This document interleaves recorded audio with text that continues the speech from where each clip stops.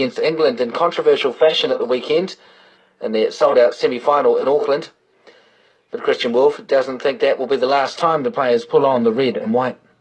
I think the majority of those players who have decided to play for Tonga will play for Tonga in the future. Yeah, that's all provided, that as a game we can give them something to stay with Tonga for. As long as there's, and there has been some conversations, and we need those conversations to now sort of become actions. Christian Wolff says the performance of Pacific nations at the World Cup means International Rugby League's landscape has now changed. Meanwhile, Australia insists they will not be taking England lightly in this weekend's grand final in Brisbane. The Kangaroos opened the tournament with an 18-4 victory over the English in Melbourne, but the Australian forward David Clemmer says that result did not indicate how tough the match was. We versed in our first game, and then there was a very physical game. Even the outside backs are almighty strong, and mate, we've got to be on top of our game to match these boys, because they're a big physical side and they can play footy. David Clemmer. Former England cricket captain Michael Vaughan says Australia's pace attack is set to dominate the rest of the Ashes series. Australia won the opening test in Brisbane by 10 wickets. The wickets for the rest of the series are expected to be even quicker, and Vaughan says the pace barrage from the home side will be a worry for the tourists.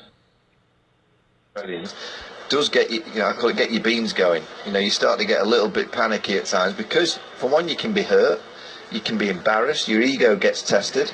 The real challenge for England going to Adelaide and beyond is how do they face this barrage of quick bowling?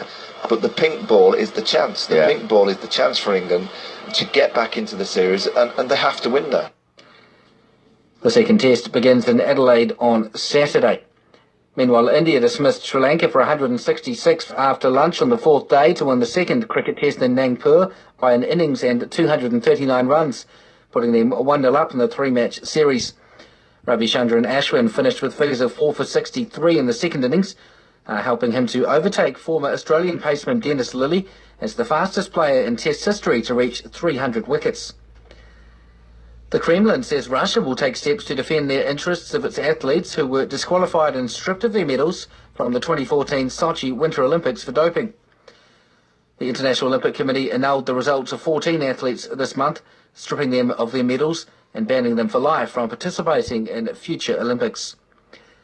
And the president of motorsport's governing body says leaving Formula One would hurt Ferrari if the Italian team was to follow through on a threat to quit the sport. Earlier this month, Ferrari warned the team could walk away if the sport took a direction contrary to Ferrari's interests. The warning came after the FIA and commercial rights holders Liberty Media unveiled plans for a cheaper, louder engine with more standardised parts to replace the current power units from 2021. And that's your latest in sports news here on RNZ International. If you want to check out more news, interviews and features, you can head to our website, rnzi.com.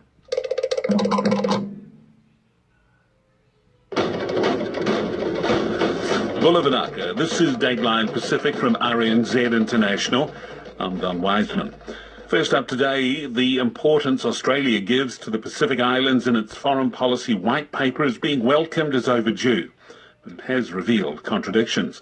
A Norfolk Island businessman says the acting Australian Minister for Overseas Territories is wrong in his claims about the island, and the SPCA in the Cook Islands wants help to do something about wandering dogs which bother livestock on Rarotonga.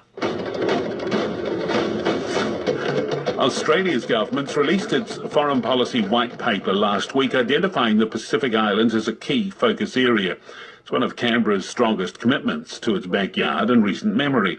But while Pacific scholars say that's great news, Australia's commitment to issues like climate change has raised some eyebrows.